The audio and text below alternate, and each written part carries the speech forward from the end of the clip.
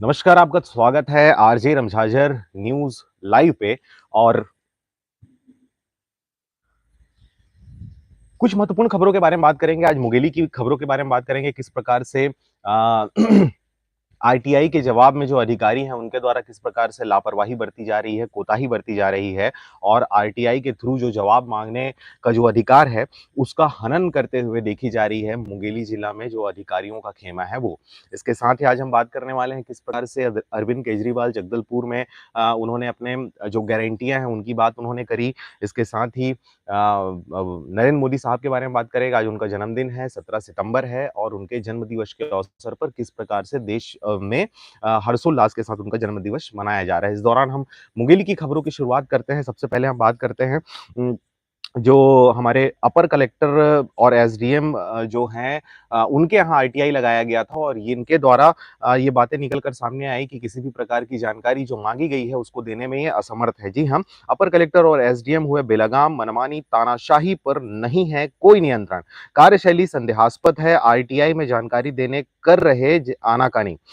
इसके साथ ही भ्रमित करने का भी आरोप इनके ऊपर लगा है, छिपा रहे हैं मुख्य नाले की जानकारी, कलेक्टर को देना चाहिए इसमें दखल। इस प्रकार की बातें निकलकर सामने आ रही है। मुख्यमंत्री के द्वारा चलाई जा रही जो योजना है, नरवा, गरुआ, घुरुआ और बाड़ी योजना, इसके तहत जानकारी मांगी गई है जिसके आधार पर ये पता चले कि किस प्रकार से इन्होंने जो वादे किए थे, दावे किए थे और जो योजनाएं संचालित कर रहे हैं, इसमें कितनी सच्चाई है, कितना पैसा का आवंटन हुआ और किस प्रकार से इसमें लीपापोती कर रहे हैं अधिकारी, ये बातें निकलकर सामने आ रही है। तो ये मुंगेली की खबर है। इसके साथ ही हम बात करेंगे किसानों के बारे में। किसान जो हैं अभी गिरदावरी का जो कार्य है वो अभी पूरी तरीके से कंप्लीट नहीं हो पाया है और इस दौरान जो है वो नॉमिनी फॉर्म भरवाने की बातें आ रही है जिससे आप धान इस बार बेच सकेंगे। किसान नॉमिनी व ट्रस्टेड पर्सन के माध्यम से कर सकेंगे धान की बिक्री। मुख्य सचिव ने ये बातें कही हैं। इसके साथ ही हम आपको बताना चाहेंगे कि 17 सितंबर को ये बातें उनके द्वारा कही गई जिसमें मुख्य सचिव अमिताभ जैन ने शुक्रवार को वीडियो कॉन्फ्रेंसिंग के माध्यम से धान खरीदी के संबंध में कलेक्टर्स की बैठक ली। इस दौरान जो कलेक्टर हैं डोमन सिंह, उनकी उपस्थिति में, राजनांदगांव के कलेक्टर है डोमन सिंह, उनकी उपस्थिति में उन्होंने कहा कि गिरदावरी जो है 23-24 का वो लगभग कंप्लीट सा होने वाला है। इस दौरान जो किसान हैं उनको धान बेचने के लिए नॉमिनी एक फॉर्म होता है जिसमें आप किसी करीबी व्यक्ति का एक फॉर्म जमा करेंगे और दस्तावेज जमा करेंगे, तभी आप जाकर इस बार धान जो है वो बेच सकेंगे। अंगूठा इस बार कंपलसरी कर दिया गया है। जो नॉमिनी है वो भी आपके नाम से धान बेच सकता है अगर आप नहीं है तो, और अगर आप हैं तो फिर नॉमिनी की आवश्यकता नहीं होगी, लेकिन फॉर्म जो है नॉमिनी फॉर्म वो आपको भरना अनिवार्य कर दिया गया है। इस दौरान गिरदावरी करने वाले पटवारियों के ऊपर भी बहुत सारे आरोप लगे हैं, किस प्रकार से आनाकानी बरती जा रही है, लापरवाही बरती जा रही है, जो करना चाहिए वो ना करके नहीं करने वाले काम को वो कर रही है। इस दौरान आपको बताएं कि किस प्रकार से बोहार भाजी जो है छत्तीसगढ़ में बहुत फेमस है बोहार भाजी, और बोहार भाजी का जो रेट है वो लगभग 800 रुपए किलो जा पहुंचा है। बोहार भाजी की बात इसलिए कर रहे हैं क्योंकि अगर हम बात करें सब्जी बाजारों में तो अभी लगभग सारे सब्जी जो हैं वो कम रेट में मिल रहे हैं, लेकिन बोहार भाजी जो है वो रिकॉर्ड तोड़ रेट में बिक रहा है। मार्केट में अगर आप जाएंगे तो बोहार भाजी का जब रेट पता करेंगे तो पता चलेगा कि सबसे महंगी जो सब्जी है, खाने वाली जो वस्तु है, वो अब बोहार भाजी जा चुकी है। रबी बीज की कीमतों में 25% तक बढ़ोतरी इस बार संभव है। जी हाँ, इस प्रकार की खबरें निकलकर सामने आ रही है। इस दौरान आपको बता दें कि G20 का जो सम्मेलन है वो अभी छत्तीसगढ़ में हमारे यहाँ आहूत किया गया है। जो छत्तीसगढ़ की राजधानी रायपुर में G20 की बैठक अभी बुलाई गई है, जिसको लेकर नया रायपुर को साज सज्जा के साथ बहुत सुंदर तरीके से सजाया गया है। नवा रायपुर सजा, पुराने शहर नहीं आएंगे। डेलीगेट्स जो आने वाले हैं, 20 शहरों के रिप्रेजेंटेटर आने वाले हैं, प्रतिनिधि मंडल आने वाला है, जिसको लेकर हमारे रायपुर में ये बैठक आहूत की जा रही है। आपको बता दें कि G20 देशों के वित्त अधिकारियों की नया रायपुर के रिजॉर्ट में कल से शुरू हो रही बैठक में शामिल होने प्रतिनिधिमंडल जो हैं वो पहुंचने लगे हैं। इसके साथ ही रेड कारपेट बिछाकर डेलीगेट्स का स्वागत किया जा रहा है। स्वागत में डेलीगेट्स का तिलक आरती और छत्तीसगढ़िया गमछा पहनाकर स्वागत हो रहा है। एयरपोर्ट पर नर्तक दल जो हैं राउत नाचा के माहौल में ये पारंपरिक नृत्य प्रस्तुत किया जा रहा है, जिसमें कर्मा, पंथी, इस प्रकार के जो नृत्य हैं वो प्रस्तुत किए जा रहे हैं। इस दौरान आपको बता दें कि Netherland, Switzerland, Netherland, United State of America, Germany समेत 16 देशों के डेलीगेट्स जो हैं वो छत्तीसगढ़ आने वाले हैं। एयरपोर्ट से नया रायपुर के रिजॉर्ट तक इलाके में बड़ी खूबसूरती से इसको सजाया गया है। आकर्षक कलाकृतियां और रंग-बिरंगे लाइट से इस पूरे क्षेत्र को सजाया गया है। रायपुर की बात कर रहा हूँ, राजधानी रायपुर, छत्तीसगढ़ की। इस दौरान आपको बता दें कि जो छत्तीसगढ़ के मुखिया हैं भूपेश बघेल, उन्होंने भी जो डेलीगेट्स आने वाले हैं उनसे मिलने वाले हैं। बता दें कि राज्य की स्थानीय लोक परंपराओं के मुताबिक मेहमानों का स्वागत सत्कार किया जा रहा है और उनके द्वारा भी किया जाएगा। बहुत सारी बातें हैं, लेकिन इस सम्मेलन में किस प्रकार की बातें होती हैं इस बारे में हम बाद में बात करेंगे। इसके साथ ही अगर हम बात करें छत्तीसगढ़ में नगरीय निकायों के निर्माण कार्यों में लाएं तेजी, ये कहना है कलेक्टर का। नगरीय निकाय जो क्षेत्र है वहां पर किस प्रकार के जो काम है वो डिले हो रहे हैं, लेट लतीफी हो रहे हैं, तो उसमें तेजी लाने की बातें कही जा रही हैं। इस दौरान क्षेत्र के विभिन्न विश्वकर्मा जयंती महोत्सव और जो आज विश्वकर्मा जयंती भी है, तो पूरे प्रदेश में विश्वकर्मा जयंती के लिए धूमधाम से जो है वो कार्यक्रम चौक चौराहों पर आयोजित किए गए। डीजे के माध्यम से विश्वकर्मा जो देव हैं उनकी पूजा आराधना की गई। गीत संगीत में थिरकते हुए लोगों ने इस माहौल का बहुत ही लुत्फ उठाया, क्योंकि आगामी दिनों में विधानसभा चुनाव है। लॉकडाउन की स्थिति लगभग बनने वाली है, क्योंकि आचार संहिता लग जाता है। इस दौरान ईजे डीजे और इस प्रकार की जो रैलियां हैं वो सब नहीं कर सकते। इस वजह से भी ये जो त्योहार हैं ये अंतिम त्योहार माने जा रहे हैं, जिस लिए जो लोगों में है इन त्योहारों को प्रति ज्यादा रुझान देखने को मिल रहा है। जी हाँ, इस दौरान आपको बता दें कि खुर्सीपार थाना के सामने जारी धरना में पहुंचे भाजपा प्रदेश अध्यक्ष अरुण साव। कहा, मुख्यमंत्री और गृह मंत्री के जिले में ऐसी घटनाएं लचर कानून व्यवस्था का हाल बयां करती हैं। जी हां, आपको बता दें कि दूसरे राज्यों में 50-50 लाख बांटने वाले मुख्यमंत्री भूपेश बघेल कुर्सीपार की घटना पर क्यों खामोश हैं। ये कहना है किनका? विजय बघेल, जो उनके भतीजा हैं। जी हां, आपको बता दें कि कुर्सीपार में विगत रात एक युवक जो है मलकित सिंह की हत्या के बाद सभी आरोपियों की गिरफ्तारी और बढ़ते जो क्राइम ग्राफ है उसको लेकर लचर कानून व्यवस्था से नाराज पूर्व कैबिनेट मंत्री और वरिष्ठ भाजपा नेता प्रेम प्रकाश पांडे कुर्सीपार थाना के सामने धरने पर बैठ गए हैं। उन्होंने कहा कि जब तक पीड़ित परिवार की मांग अनुरूप उन्हें संतोषजनक कार्रवाई कर संतुष्ट नहीं किया जाएगा, वे धरने पर बैठे रहेंगे। कल रात में दुर्ग लोकसभा सांसद विजय बघेल भी धरना स्थल पर पहुंचे और उन्होंने कहा कि सिख समाज द्वारा पीड़ित परिवार के लिए जो मांग की जा रही है वह जायज है और भारतीय जनता पार्टी और उनके सभी क्षेत्रीय कार्यकर्ता इस धरने आंदोलन में साथ देंगे और सहयोगी की भूमिका अदा करेंगे। इसी को लेकर एक बड़ा बयान आया है कि किस प्रकार से भूपेश बघेल ने अब तक इस घटना के ऊपर कोई भी बातें नहीं कही है। ये बात अलग है कि इस प्रकार की जो घटनाएं हैं छत्तीसगढ़ में लगातार कहीं न कहीं किसी न किसी जिले में, किसी न किसी गांव में,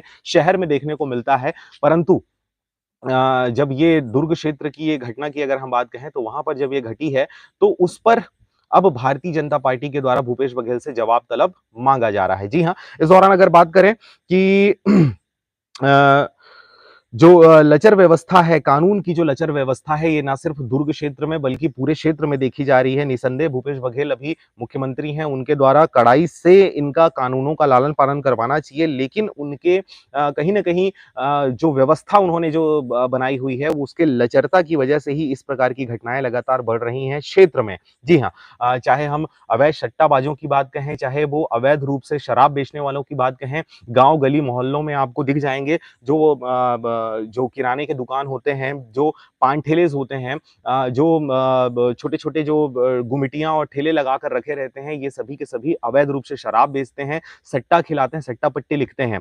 लेकिन इनके ऊपर अब तक इनके द्वारा कोई भी बड़ी कार्रवाई नहीं की गई है। जी हाँ, जो नज़दीकी जो थाना होता है, जो चौकियाँ होती हैं, इनके जो पुलिस ऑफिसर्स होते हैं, जो पुलिस आरक्षक जो होते हैं, जो लगातार इन क्षेत्रों में घूमते हैं और इस प्रकार के जो अराजक तत्व हैं या अराजक जो काम है, उनको अंकुश लगाने पे काम करते हैं। ऐसे लोगों के कुछ लोगों के मिलीभगत की वजह से जो गाँव गली नुक्कड़ पे जो अवैध रूप से शराब और सट्टा जो खिलाया जा रहा है, शराब जो परोसा जा रहा है, उस पर अंकुश नहीं लगाया जा सक रहा है। यही वजह है कि लगातार रह रहकर अलग-अलग क्षेत्रों से इन पर अंकुश लगाने की बातें उठते रहती हैं। अवैध रूप से शराब बेचना, ऊपर से महँगे दामों पर शराब बेचना, शाम को शाम होते ही गाँव, गली, नुक्कड़ और चौक-चौराहे पर इनसे शराब लेकर शराबी जो हैं वो पीते हैं, हुड़दंग मचाते हैं, शराब की शीशियाँ सड़कों पर फोड़ते हैं। आस-पास जो घर होते हैं उनके मकानों में ये शीशियाँ फोड़ देते हैं और दिन भर इनका जमावड़ा उस क्षेत्र में लगा रहता है जहाँ से स्कूली बच्चे आते-जाते हैं, महिलाएँ आती-जाती हैं, बड़े-बुजुर्ग वहाँ से आते-जाते हैं और इनके द्वारा शराब के नशे में नाना प्रकार के उत्पाद मचाए जाते रहते हैं। यही वजह है कि क्षेत्र में चोरियाँ भी बढ़ गई हैं। ये जो सारी बातें जो मैं कह रहा हूँ, चाहे वो हम बिलासपुर की बात करें, बेमेतरा की बात करें, कवर्धा क्षेत्र की बात करें, चाहे वो शहर से लगे हुए गाँवों की और क्षेत्रों की बात करें, चाहे शहर की ही बात करें। तो इस प्रकार के जो माहौल हैं, वो लगातार कांग्रेस के सरकार के शासनकाल में भी बढ़ते जा रही हैं। जिन्होंने शराबबंदी का वादा किया था, वो आज तक इस पर अंकुश लगाने में भी नाकामयाब रहे हैं। यही वजह है कि रह रहकर ये मांगे उठते रहती हैं। महिलाओं का ग्रुप भी बनाया गया है जो शाम के समय, रात के समय लाठी लेकर क्षेत्रों में भ्रमण करते रहते हैं और ऐसे लोगों पर अंकुश लगाने की कोशिश इनके द्वारा की जाती रहती है। परंतु अब तक किसी भी प्रकार से अंकुश लगाने में सरकार जो है वो विफल रही है। प्रशासन को भी होना चाहिए, शासन को भी होना चाहिए मजबूत। थाना के जो आबकारी इंस्पेक्टर जो होते हैं, थाना के जो टीआई होते हैं, इनकी मेन ज़िम्मेदारी बनती है, जिले के जो एसपी हैं, उनकी मेन ज़िम्मेदारी बनती है, इनको समय-समय पर अपने आस-पास के क्षेत्रों में औचक निरीक्षण करना चाहिए, देर-सवेर जो है इनको दौरा करना चाहिए ताकि हकीकत जो माहौल जो निर्मित हो रहा है, उन चीज़ों पर इनकी नज़र बनी रहे और कोई बड़ी घटना घटने से पहले उन घटनाओं पर अंकुश लगाने में ये अपनी महत्ती भूमिका अदा कर सके। जी हाँ, इस दौरान अगर हम आपको बताएँ तो 100 से अधिक गांव बाढ़ प्रभावित हैं, 70 से अधिक घरों को हुआ है नुकसान। ये खबर निकल कर सामने आ रही है बेमेतरा जिला से। जैसा कि हमने आपको बताया कि किस प्रकार से मानसून जो है वो छत्तीसगढ़ में लगातार बनी हुई है। आंख मिचौली का खेल खेला जा रहा है। अचानक से बहुत तेज धूप हो जाती है और अचानक से फिर घनाघोर बदली और फिर घनाघोर बारिश भी हो जाती है। इससे जो खेत खलिहान हैं वो लबालब भर गए हैं। धान की फसल को, फल्ली की फसल को खासा नुकसान झेलना पड़ रहा है। किसान जो हैं खासे इन चीज़ों से परेशान हैं और चूँकि बारिश हो रही है इसलिए फसलों पर लगाए गए जो कीटनाशक हैं, जो दवाइयाँ हैं, वो भी बेअसर अब साबित हो रहे हैं। फसलों को अब कीड़ा या अन्य प्रकार की जो बीमारियाँ हैं वो भी लगना शुरू हो गई हैं। इस दौरान आपको बताएँ कि सनातन और मनुस्मृति पर खुलकर चर्चा की जरूरत है। इस प्रकार की बातें सामने आ रही है। अगर हम देश की बात करते हैं तो किस प्रकार से सनातन या कहें भारत, इंडिया और फिर हिंदुत्व और अब सनातन, ये रह रहकर, जैसे मैंने अपने अन्य वीडियोस में भी आपको बताया है कि किस प्रकार से नए नए टॉपिक्स खोजे जाते हैं ताकि देश की जनता को जो है वो इन्वॉल्व करके रखा जा सके, देश की जनता को सोचने और समझने के लिए जो है वो एक दिशा दे दिया जाए ताकि जो महत्वपूर्ण मुद्दे हैं, जो महत्वपूर्ण विषय हैं जिस पर अब बात होनी चाहिए, उन चीज़ों पर इनका ध्यान आकर्षण ना हो। यही वजह है कि भारत इंडिया जैसे कॉन्सेप्ट लाए जाते हैं जो तथ्यहीन होते हैं, सारहीन होते हैं, बगैर सर पैर के ये इस प्रकार की बातें आती हैं। उसी प्रकार की बातें अब सनातन धर्म को लेकर भी आ रही हैं। सुप्रीम कोर्ट ने जिस प्रकार से बताया हिंदुत्व को लेकर, हिंदुत्व जो है वो एक व्यक्ति के या कहें व्यक्तियों के जीवन की एक शैली है हिंदुत्व, वो धर्म नहीं है। लेकिन जब धर्म की बात आती है तो अब ये हिंदुओं को, जिसको हिंदुओं ने धर्म बनाया था, अब उन्होंने भी कहना शुरू कर दिया है कि हिंदुत्व जो है वो जीवन शैली है। धर्म की अगर बात कहें तो वो है सनातन। जबकि हिंदू के वेदों, पुराणों, महाभारतों, रामायणों कहीं पर भी सनातन शब्द का उल्लेख नहीं मिलता है। सनातन जो शब्द है वो बौद्ध ग्रंथों में मिलता है। गौतम बुद्ध के जो उपदेश हैं, उन उपदेशों में सनातन जैसे शब्द मिलते हैं जिनसे प्रभावित होकर इस शब्द की उत्पत्ति हुई है सनातन। जी हाँ, इस पर अगर मैं आपको कुछ बताऊं तो अभी चूंकि तमिलनाडु से सनातन धर्म को लेकर एक नया विवाद उठ खड़ा हुआ है, इसलिए सनातन धर्म को लेकर बहुत सी अलग-अलग बातें उठ रही हैं। आज 17 सितंबर को ही तमिलनाडु के एक सबसे बड़े समाज सुधारक रामास्वामी पेरियाड का जन्म दिवस भी है। और इस मौके पर लिखने वालों ने उन्हें जाति व्यवस्था के खिलाफ देश का एक सबसे बड़ा क्रांतिकारी करार दिया है। हालांकि पेरियाड की कुछ बातें लोकतंत्र के साथ मेल नहीं खाती हैं और दलितों के लिए एक अलग राष्ट्र की उनकी मांग जो है वो लगातार उठते रहती है। जी हाँ, इस प्रकार की खबरें निकल कर सामने आ रही हैं। अगर आपको बताऊं तो ये जो है सनातन को लेकर जो है वो अभी चर्चा करने का समय नहीं है। अभी बात होनी चाहिए गरीबी, भुखमरी, बेरोजगारी, इन सभी चीज़ों को लेकर बात होनी चाहिए। युवाओं को जो विद्यार्थी हैं उनको अपने विद्या को और अच्छे से ग्रहण करने के लिए कम पैसे में ज़्यादा उनको नॉलेज गेन करने के लिए उनको ये बातें उठानी चाहिए। महिलाओं को सशक्तिकरण को लेकर आवाज़ उठानी चाहिए। जो युवा वर्ग है, जो अब घर परिवार सँभालते हैं, गाँव सँभालते हैं, देश सँभालते हैं, ऐसे युवाओं को अब अपने महँगाई के बारे में, बेरोज़गारी के बारे में, इन सभी के बारे में अपने क्षेत्रीय जनप्रतिनिधियों से बातें करनी चाहिए कि आप इसके लिए क्या करने वाले हैं। आप ब्रांड देखकर किसी को वोट ना दें, चाहे वो भारतीय जनता पार्टी हो, चाहे वो कांग्रेस सरकार हो। आपको आपका क्षेत्र का जो नेतृत्व करता रहेगा, चाहे वो पार्षद हो, चाहे वो अध्यक्ष हो, चाहे वो विधायक हो या सांसद हो, जो आपका क्षेत्रीय नेता होने वाला है, उस नेता से आपके सवाल जो हैं वो होने चाहिए और संतुष्टिपूर्वक जवाब मिलने पर ही आप उनके साथ आगे बढ़ सकते हैं। चूंकि देश भर में सनातन धर्म या हिंदू धर्म पर एक हमला साबित करने की कोशिश हो रही है, इसलिए इन विवादों के हर पहलुओं पर खुलकर सामाजिक चर्चा होनी चाहिए। इसी चर्चा से लोगों के छुपे हुए दांत और छुपे हुए नाखून सामने आ पाएंगे और उनकी शिनाख्ती हो पाएगी। जी हाँ, ये इस प्रकार की बातें निकलकर सामने आ रही। जब तक किसी टॉपिक पर खुलकर चर्चा नहीं होगी, तथ्य के आधार पर बातें नहीं होंगी, तब तक जो वो बातें हैं वो तथ्यहीन रहेंगी और जबरदस्ती का बगैर सर पैर की जो जानकारियां हैं वो आपके आसपास सर्कुलेट होते रहेंगी। इस दौरान अगर आपको बताएं, रिटायर्ड डीजे गोंडवाना गणतंत्र पार्टी के राष्ट्रीय सलाहकार ने आपकी सदस्यता ले ली है। जिस प्रकार से मैं शुरू से आपको बता रहा हूं कि अभी अगर हम पार्टियों को अगर छोड़ दें तो अभी सबसे ज्यादा जरूरत है बेरोजगारी दूर करने की, महंगाई कंट्रोल करने की, आपके क्षेत्र में आपका स्कूल, आपका स्वास्थ्य, आपका रोजगार, ये सारी चीजों पर मेहनत करने की। ये सब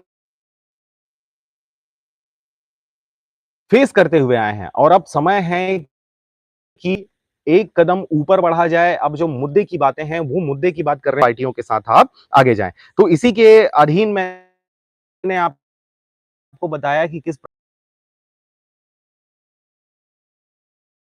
रिटायर्ड जो जज हैं, वो रिटायर्ड जजों ने भी का साथ देना अब शुरू कर दिया है। बहुत सारे ऐसे जानकार लोग हैं, शिक्षित वर्ग के लोग हैं, जो लगातार अब इस पार्टी से जुड़ रहे हैं। क्यों? क्योंकि ये आपको मुद्दे की बातें हैं, जो गैर दावे और वादे करते हैं, उन वादों पर ये खरा उतरते, चाहे दिल्ली हो, चाहे पंजाब हो, यहां पर इसको देखा जा रहा है। इस दौरान अगर हम बताएं कि कांग्रेस के ऊपर जो लगातार आरोपें लगाई जा रही हैं, जो घोटाले कांग्रेस कर रही है, ऐसे घोटाले लोगों ने 15 साल मीठा खाने के बाद 5 साल मिर्ची का स्वाद चखा है, ये बातें भी निकलकर सामने आ रही हैं। ये प्रमोद सावंत ने ये बातें कही है। आपको बता दें, मैं राजनांदगांव की बातें कर रहा हूं। फरहदा चौक से निकलकर कृषि उपज मंडी में आम सभा में परिवर्तित हो गई। मंडी के विशाल प्रांगण में आयोजित शुरुआत जय जोहार कहकर की है और इन्होंने आरोप लगाया है कि किस प्रकार से कांग्रेस जो है वो घोटाले ऊपर घोटाले कर रही है और इस पर वो किसी भी प्रकार की सफाई या किसी भी प्रकार की अपनी बातें नहीं रख रहे हैं। जो यहाँ की जनता है, उन्होंने 15 साल मीठा खाया है। 15 साल मतलब भारतीय जनता पार्टी के शासनकाल में उन्होंने मीठा खाया है और 5 साल जो कांग्रेस की सरकार जो अभी चल रही है, इस दौरान मिर्ची का भी इन्होंने स्वाद चखा है। तो इस प्रकार की बातें गोवा के मुख्यमंत्री प्रमोद सावंत द्वारा कही गई है। इसके साथ ही अगर हम बात करें, आज विश्वकर्मा जयंती भी है और प्रधानमंत्री नरेंद्र मोदी साहब का जन्मदिवस भी है। इसको लेकर खबरें निकलकर सामने आ रही हैं कि मोदी ने पीएम विश्वकर्मा योजना की शुरुआत की है। अपने इस जन्म दिवस के अवसर पर उन्होंने इस योजना की शुरुआत की है, जिसके आधार पर मैं आपको बता से नरेंद्र मोदी साहब ने इस दौरान है पूरे देश में सनातन शुरू कहां से हुआ। ये आरएसएस प्रमुख मोहन भागवत के जो लगातार रह रहकर बयान जो आते रहते हैं उनके कार्यक्रमों के दौरान, उनके किसी भी इवेंट में उनका जो बयानबाजी होता है, वहां से ये नए नए वाद विवाद और नए नई बातें निकलकर सामने आती है। सनातन धर्म को लेकर जो विवाद सामने आया है, ये भी मोहन मरकाम जी का दिया हुआ है। आपको बताएं कि 17 सितंबर को सनातन धर्म को लेकर चल रहे विवाद में कांग्रेस नेता पवन खेड़ा की प्रतिक्रिया सामने आई है। तेलंगाना के हैदराबाद में संवाददाताओं से पवन खेड़ा ने कहा कि यह मुद्दा सबसे पहले आरएसएस यानी आरएसएस प्रमुख मोहन भागवत के बयान से उठा था। सनातन के मुद्दे पर चल रही चर्चा के बारे में पूछे जाने पर पवन खेड़ा ने कहा कि उन्होंने आज से 15 दिन पहले हिंदू धर्म के बारे में कहा कि हम लोगों ने 2000 सालों से शोषण किया है। वायरल हो रहा है। नोटों के कांग्रेस के विधायक जो हैं उनका वीडियो सामने आ रहा है। ये कहां की खबर है कि ये जो खबर है ये रायपुर से निकलकर सामने आ रही है। चंद्रपुर विधायक हैं पास राम कुमार यादव इनका नाम है और इनके पास नोटों का बंडल। ओपी चौधरी ने जांच की चुनौती दी है कि इसको जांच करने के बाद हम कांग्रेस पर बताएंगे कि किस प्रकार से उनके लोगों के पास इतने भारी भारी रकम जो है वो बरामद हो रहे हैं। वीडियो के वायरल होते ही राजनीतिक गर्माहट जो है वो देखी जा रही है। भारतीय जनता पार्टी के नेता जो है ओपी चौधरी ने सवाल उठाया कि विधायक सामने रखे नोटों की गड्डी वाले वीडियो को स्वीकार करेगी या फिर वीडियो पर कोई संदेह जाहिर करेगी। इस ये तो जांच का विषय है, ये बातें उन्होंने कही है।